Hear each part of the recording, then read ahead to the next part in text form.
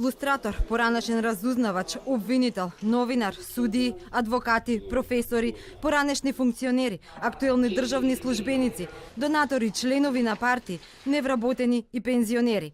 Ова е само дел од листата со 57 кандидати кои ги помина интервјуата за новиот состав на антикорупцијска.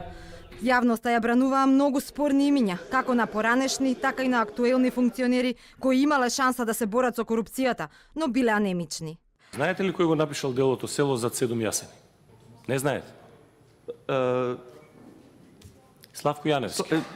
Го илустрирате, вие подпишавте за негова илустрација, гласавте. Дали сте имале издвоено мислење? За Славко Јаневски нема, пошто имаше многу вака толку документи и не можев да го кршам закон. Е индицирано во изминатиот период дека постоело едно такво несоодветно постапување кое што влијаело на предметното работење на обвинителството.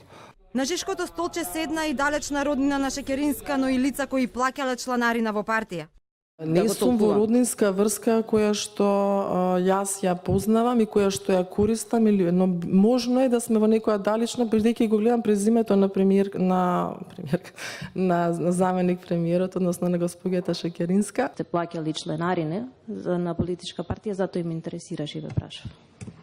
Чланарината е вообичаена и дозволена со закон. Дали сте вие донатор на политичка партија?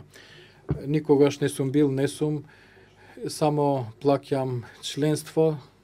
Меѓу кандидатите се и професорот Гоце Наумовски, брат на поранешниот вице-премиер Васко Наумовски, Ангеле Илиевски, адвокат на Зоран Верушевски, Горан Митевски, екс-директор на УБК, Маја Малахова, председателка на Државната комисија за жалби по јавни набавки, Тања Алтанџиева, поранешен член на ДИК, новинарот Горан Трпеновски и многу други.